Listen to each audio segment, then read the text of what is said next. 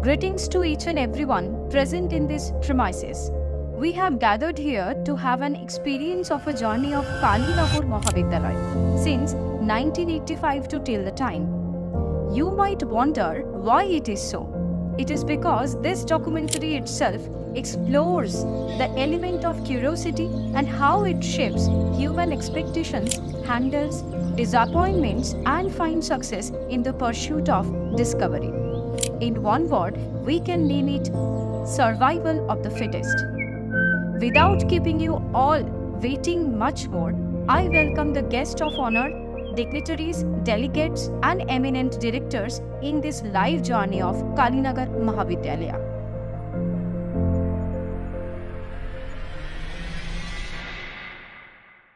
Good afternoon. Today, I'm just remembering my days, that particular day when I came to join Kalinagar College. We call it Kalinagar Mahavidyalaya. এবং সেটা খুব interesting একটা ছিল। আমরা শহরে মানুষ হয়েছি, ওখানেই পড়াশুনো করেছি। তারপর আমি জাস্ট কয়েক মাসের জন্য দেরাদুনে পড়াতে গিয়েছিলাম। When I went there, I received the appointment letter of this distant college situated in the distant, remote rather, island of the Sundarbans, Sandeshkhali, Kalinagar Mahavidyalaya.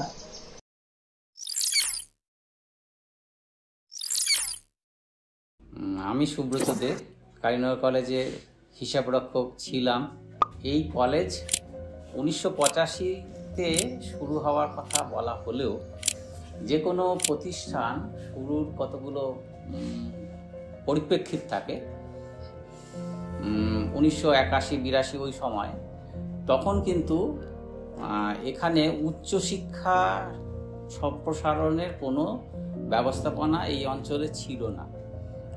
এই সন্দেশখালী বিধানসভা অঞ্চল, মানে যেটা দুটো ব্লক, সন্দেশখালী 1 এবং সন্দেশখালী 2, এই দুটো ব্লক নিয়ে গঠিত, যার প্রায় 70-75% মানুষ তপশিলি জাতি উপজাতির মধ্যে পড়ে।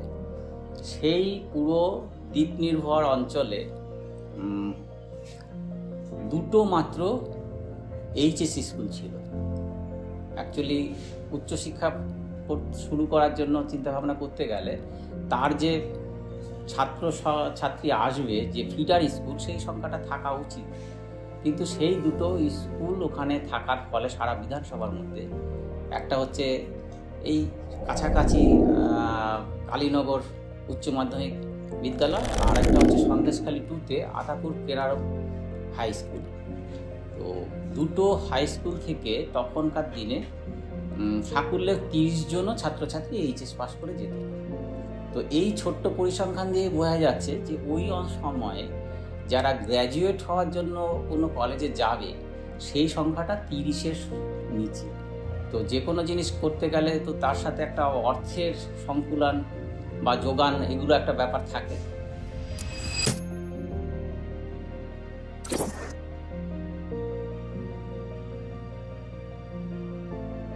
একজন বললেন যে মানিকবাবু, যদি আপনারা এখানে এই জমিটা সংগ্রহ করে দেন তাহলে এখানে একটা মহাবিদ্যালয় হতে পারে। তাই আমি বললাম, মহাবিদ্যালয় কালীনগরে হবে? 85 সাল থেকে সরকারের অনুমোদন পাওয়া গেল, সেইখান থেকেই মহাবিদ্যালয়টা ডেভেলপমেন্ট হলো এবং মহাবিদ্যালয়টা উন্নতি হতে পারে। এইভাবেই স্যার মহাবিদ্যালয়, তারপর এখন তো অনেক উন্নতি হয়েছে, সরকারের প্রচেষ্টায় বহু উন্নতি হয়েছে। আমি তার জন্য খুবই সন্তুষ্ট যে দেশে একটা মহাবিদ্যালয় হয়েছে। এটা নিশ্চয়ই আপনারা শুনেছেন যে 47 জন স্টুডেন্টকে নিয়ে এই কলেজ শুরু হয়, 47 students. The number started increasing, sometimes by leaps and bounds. আবার কখনো কখনো গ্রাফটা যদি দেখা যায়, বিভিন্ন কারণে সেটা আবার কমে যাচ্ছে, আবার বাড়ছে।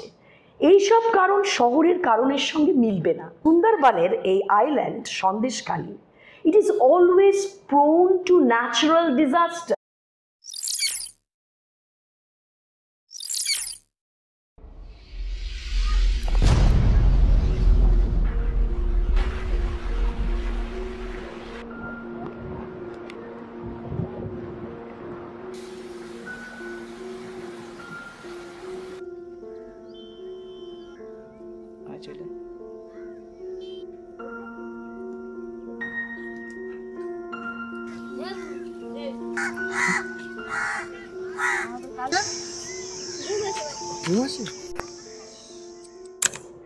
আইলা 2009 তছনছ করে দিল। কোথায় গেল আমাদের কলেজ? আমরা তো ভ্যান স্ট্যান্ডে একটা ঘর থেকে অ্যাডমিশন করাচ্ছি, আর ওই ভ্যান স্ট্যান্ড থেকে গেট পর্যন্ত 1 ঘন্টায় আমরা কিন্তু আসছি ভ্যান রিক্সা করে। শুধু জল, ঝড় এলো, আমফান এলো, যশ এলো, শহরে বসে দেখলাম এই বুঝি আমাদের তছনছ হয়ে গেল। 2010 সালে এই কলেজে এসে দেখেছি সেই আইলার প্রভাব তীব্রভাবে থেকে গেছে। প্রত্যেকটা বিল্ডিং থেকে শুরু করে, ক্লাসরুম থেকে শুরু করে, আলমারি থেকে শুরু করে যা কিছু পরিকাঠামো, তার মধ্যে সেই ছাপ স্পষ্ট ছিল।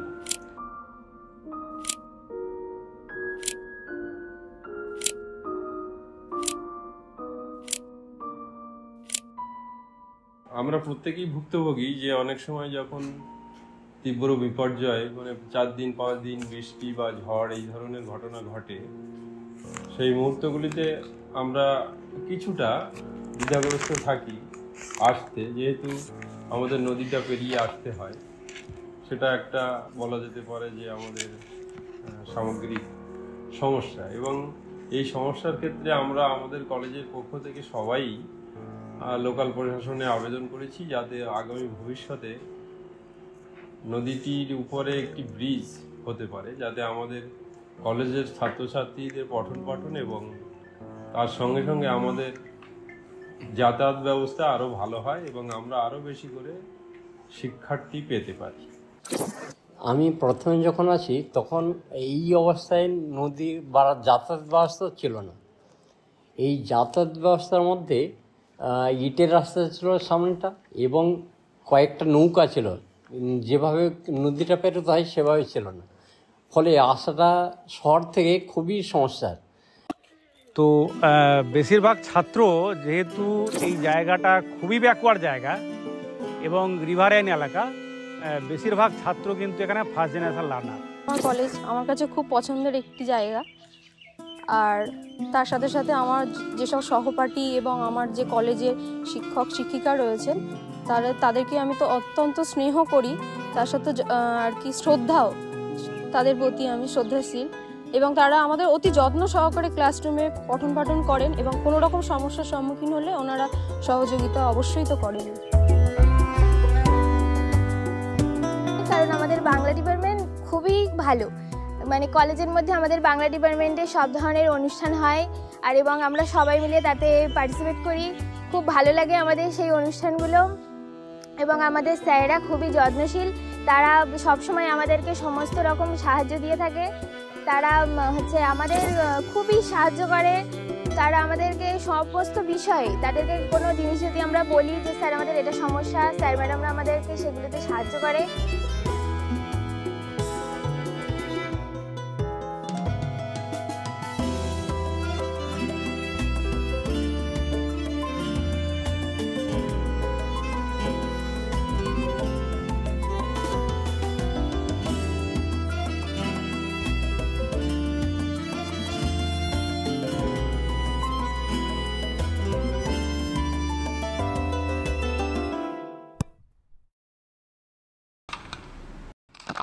সমস্যা, পানীয় জলের একটু সমস্যা আছে, সব থেকে বেশি সমস্যা যেটা, মানে পানীয় জলটা খুবই পাওয়া যায় না এখানে।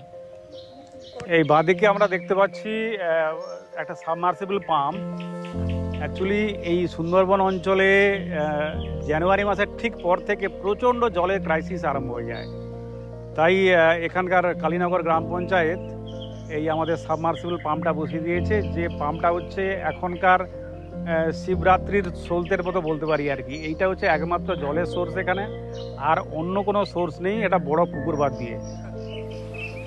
তো আমাদের ক্যাম্পাসটা খুব বড় ক্যাম্পাস, প্রায় 14 একরের বেশি এরিয়া। সমস্ত ক্যাম্পাসটা কিন্তু সবুজ দিয়ে ঘেরা। ওই বাদিকে যে বড় একটা বিল্ডিং দেখা যাচ্ছে, এটা হচ্ছে আইলা রেস্কিউ সেন্টার। মানে যখন 2009-এ যখন আইলাটা হয়, প্রচুর লোকজন এখানে কিন্তু গৃহহীন হয়ে গেছিলো। এর ফলে সেন্ট্রাল গভর্নমেন্ট একটা প্রজেক্ট নিয়ে এই সমস্ত বিল্ডিংগুলো বানিয়েছে। তার মধ্যে এটা হচ্ছে একটা। আমাদের যখন আইলা হয় না আর কি, মানে ধরুন এই সময়টা, এটা বড় বড় ক্লাসগুলো এই সময় হয়। তো ওই অনেকটা দূরে একটা বড় একটা পুকুর দেখা যাচ্ছে, পুকুরটা মোটামুটি 7-8 বিঘে এরিয়া হবে। এইটা আমাদের কলেজেরই মধ্যে এটা। আমরা এটা লিজ দিয়ে দিই, মানে লিজ দিয়ে দিই এবং এটা মাছ চাষের জন্যই লিজটা দেওয়া হয়। ঘুরে কোনাকুনিভাবে দেখলে যেখানে দেখতে পাচ্ছি সুন্দর একটা বিল্ডিং তৈরি হচ্ছে, এই বিল্ডিংটা অ্যাকচুয়ালি রাজ্য সরকারের ফান্ডিং থেকে বিল্ডিংটা আমরা তৈরি করছি। এটা অ্যাকচুয়ালি 3-4 মাসের মধ্যেই আশা করি রেডি হয়ে যাবে। এটা আমাদের পুরোপুরি অ্যাডমিনিস্ট্রেটিভ যে উইংটা আছে সেটা এখানে চলে আসবে। আমাদের বর্তমানে রয়েছে ওটা মেন বিল্ডিংয়ে রয়েছে, অ্যাডমিনিস্ট্রেটিভ বিল্ডিংটা এখানে চলে এলে ক্লাসের আমাদের খুব সমস্যা আছে, ক্লাস ঘরের সমস্যা আছে। সেই সমস্যাগুলো আশা করি অনেকটাই স্থান সংকুলন হয়ে যাবে, তখন এতটা প্রবলেম হয়তো হবে না। We are harping on 3 important areas of thrust. একটা হচ্ছে গার্ল স্টুডেন্টস সবসময় আমাদের বেশি, গ্রাফ দেখায় গার্ল স্টুডেন্টস বেশি, এবং এইটা কম্প্যারেটিভলি অন্য কলেজে কি হবে, কতটা এর সিগনিফিকেন্স সেটা বলতে পারবো না। আমাদের কাছে এটা কিন্তু এই এরিয়া, এই লোকেলে it is very very significant because we connected with women empowerment. আমরা কি বাড়ি বাড়ি গিয়ে পড়াতে পারবো, বোঝাতে পারবো? পারলে বোধহয় ভালো হতো। এইটা যদি ভাবি যে ছাত্রছাত্রী যদি কনসিয়াসলি কলেজে যা শেখানো হচ্ছে, সে কি শুধু পঠন পাঠন তো করতে হবে, বিএ পাস তো করতে হবে। আমি একটা ইংরেজি ভাষার মতো ভাষা চর্চা এখানে করি বা সেই বিভাগটাকে আমি চালনা করি, সেটা করার থেকেই আমি যেটা দেখেছি এখানকার যেহেতু বেশিরভাগ ছাত্রছাত্রী, যেটা বললেন অন্যান্য স্যাররাও, যে ফার্স্ট জেনারেশন লার্নার আর কি, তাদেরকে এই একটা বিদেশি ভাষাতে শিক্ষিত করে তোলা এটা সত্যি একটা চ্যালেঞ্জিং ব্যাপার। এমএরও ব্যবস্থা হয়েছে কত বছর, কারণ অনেকে এসে মেধাবী ছাত্রছাত্রীরা বলে পয়সার অভাবে ম্যাম আমরা পড়তে পারি না, বা কাজের ফাঁকে। এখানে কিন্তু একটা পিকিউলিয়ারিটি আছে, পড়তে পড়তে কাজে ঢুকতে হবে। পরিবারগুলো চলবে কি করে? যতই স্কলারশিপ দেওয়া হোক, যতই স্টাইপেন্ড, তা দিয়ে তো অনেকটাই বেঁচেছে, কিন্তু তাও যেন অর্থের অভাব।